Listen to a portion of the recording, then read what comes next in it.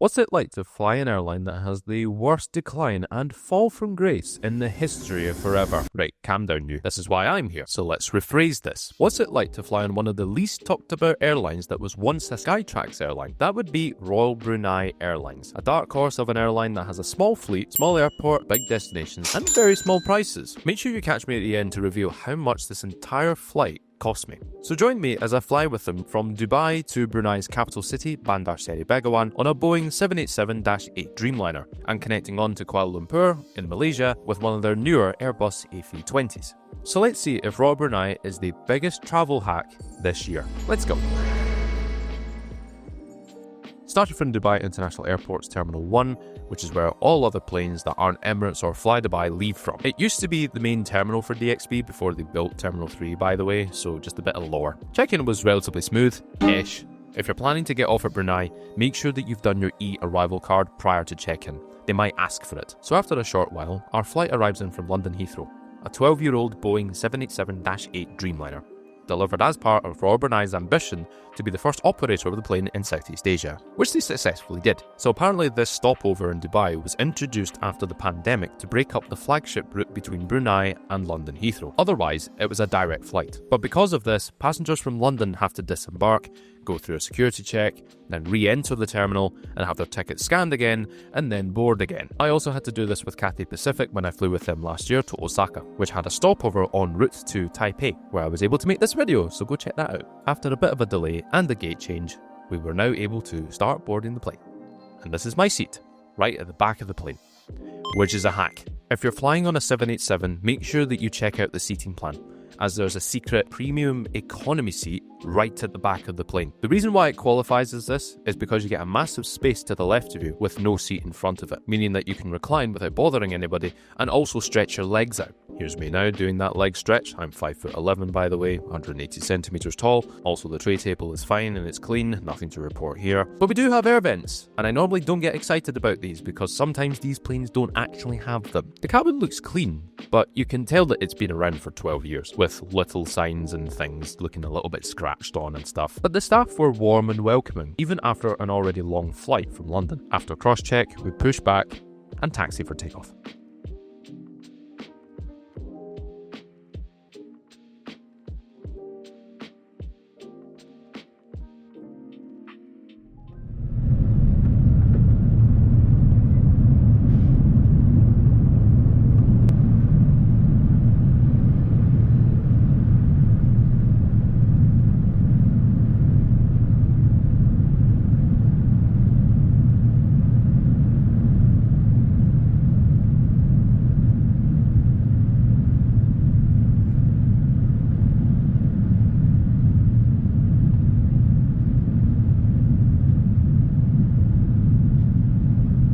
So flight time today will be a lengthy 8 hours and 30 minutes into Brunei at 17:30 hours local time. The in-flight entertainment is varied but kind of limited compared to other airlines. But it does have the Voyager map, which is kind of based on the Emirates IFE maps. I've heard that some of the IFE touchscreens on these Dreamliners are a bit laggy, but it wasn't awful in this situation. I was still able to use it. It would be different if I couldn't.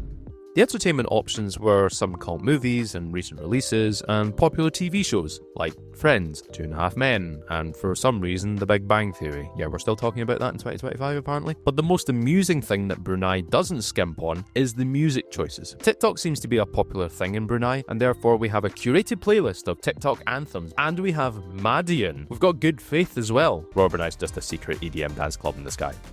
Now it's time to have some breakfast, since we left early this morning. I've heard that the food can be quite bland and inedible, but I generally thought this was nonsense. Just did the job, though I don't think it was going to win any awards, as it also, Royal Brunei is a dry airline, a little bit like Saudia, but unlike Saudia, you can bring your own. This is really an empty in the sky, but I think you have to down it on the plane and not bring it into Brunei. But if you do want to bring alcohol into Brunei, apparently you have to just declare it and then drink it privately, because Brunei is a Muslim country, in case you didn't know. If you didn't know that, please check last week's video. And of course, we have to do a bathroom check it's a bathroom. I know this is like my second flight review, but I don't know what to say other than the coat hook gets a straight up 10 out of 10 every single time. But my only criticism is that I felt that the toilet seat wouldn't sit up the whole time, so just bear that in mind if you are sitting on it. This flight was a daytime flight, and you'd be thinking that this was a night flight. Now, Dreamliners don't have window shades. They have these dimmers which really change the mood of the cabin, but the cabin crew annoyingly dim them anyway, irrespective of your mood. I tried to increase the visibility on this window, and I just couldn't get it past this, what could only be described as a black currant colour. Quite annoying if you want to actually see what's going on outside. Also, this is not Royal Brunei's fault, but this flight was incredibly bumpy. Anytime I've flown to Southeast Asia, there's always a pocket of turbulence that gets really violent and just straight up annoying if you're trying to sleep. But this seemed to just last the entire trip. If you're a nervous flyer, this route might be a bit of a challenge for you. But remember, turbulence doesn't bring down a plane. Just ask any pilot, or if you live in Dubai and literally every second person that you know is a pilot. But so far, other than being stuck in my seat with my seatbelt on, the flight's pretty good. It's not too eventful, it's just doing the job right now, which is what you want from an 8.5-hour flight.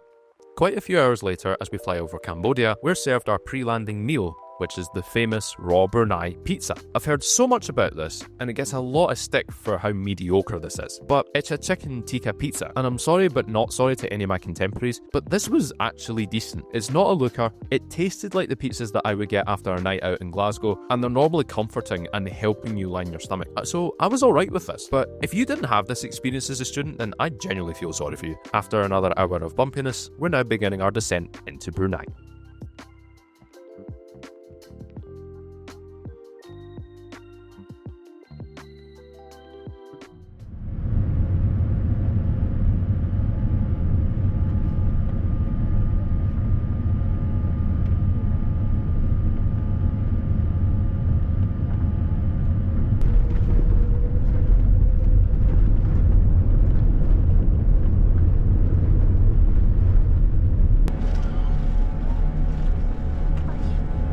And this is what I got to see of Brunei. Thanks, humidity. And just like that, welcome to Brunei Darussalam. If you want to see what my layover was like, be sure to check out last week's video in the top right now. But let's recap on that long flight from my hotel room. So, Royal Brunei. Let's talk about them. I thought they were good. Genuinely. I thought the planes were in good nick. I thought the staff were brilliant. They didn't look tired. I didn't see them as any better or worse than other airlines, if that makes sense. I feel like Cathay Pacific does a good job of that too, and I also feel Emirates do the same kind of job. They were decent because it's so cheap. Loads of people use them. This flight came from London Heathrow to Dubai and then goes to Brunei, and then people just connect to wherever in the Far East. There was a girl who had flown from London, stopped in Dubai, and then is now going on and is now going on to Melbourne. That's a hike. But people use it because it's dirt cheap. This whole trip for me to go from Dubai to Brunei and then Malaysia is cost me 1,800 dirhams. That is astronomically cheaper than Emirates or Qatar or any of the localized airlines that are within my region. However, it's quite a long way to do a connection. I think it's good if you're going to places like Australia. I think it's good if you're wanting to do an adventure trip to Japan or Korea, because they have that network as well. And also places like Malaysia and stuff like that makes it very easy. But the flight is 8.5 hours and it's quite long. So I think maybe it's kind of like a price point came into it. Royal Brunei would be good for that. And that sheet where you sit right at the back of the plane and you've got extra legroom against the window, that is a master stroke. If you're ever flying on a 787, make sure they have those. Royal Brunei definitely have these and they work a treat. You also get served first, by the way. So after 2 days, I'm now back at Brunei International Airport, very early at the start of the working week. Brunei doesn't handle a lot of flights each day, especially with Royal Brunei having such a small fleet of aircraft, and the 850 to Kuala Lumpur is my flight, and the first one out of here. Checking in was easy since I was one of a few passengers who arrived early, as per Royal Brunei's policy. But then I was hit with a small snag to my plans. For some reason, immigration and security wasn't even open. It was that early. I've never been to an airport before where you weren't allowed to enter the departure hall because no one was there. But I was there 3 hours before departure, as per the guidance given by the airline. So this was interesting, but also very odd. And just as I sat down for a muffin, they opened immigration and security, and I was able to go through. I was told that Brunei Airport is not up to much.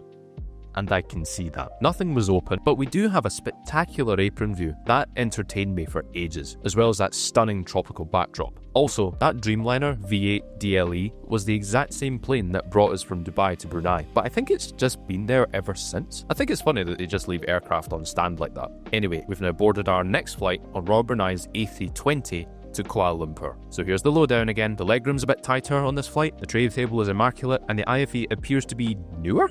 How's that even possible? Oh, and we have air vents. Anyway, time to say goodbye to Brunei for now, and onto my newest addition to my travels, Kuala Lumpur.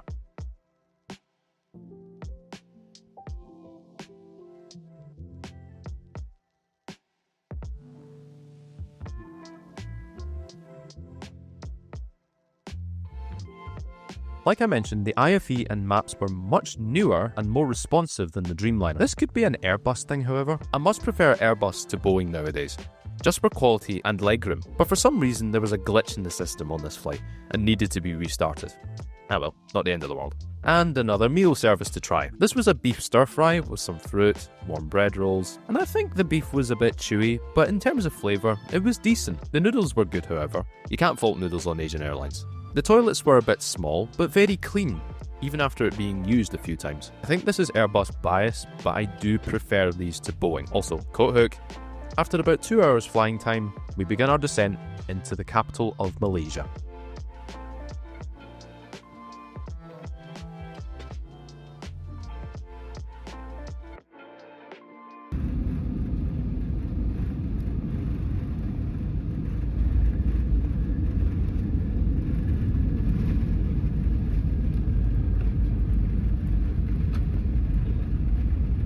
Well, that flight was less bumpy and a very efficient flight time as well. Good performance from Royal Brunei. Airbus A320, have you got anything to add?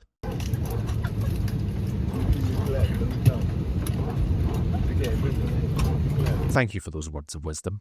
And that concludes our flight review of Royal Brunei. I would say that I kind of summed this up midway through the video.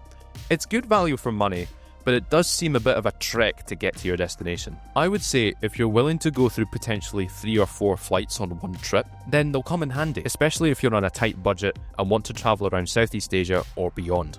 I don't think they're as bland as everyone makes them out to be. I think the staff were very kind and respectful. Bruneians seemed to be like this, as I received nothing but warm hospitality from anyone that I met while I was there. So if you're flying with Royal Brunei soon, I hope this helped, because they're not bad, honestly. And if you're keen to see me travel on other airlines, or indeed visit places that are off the beaten track, do make sure that you're subscribed to this channel.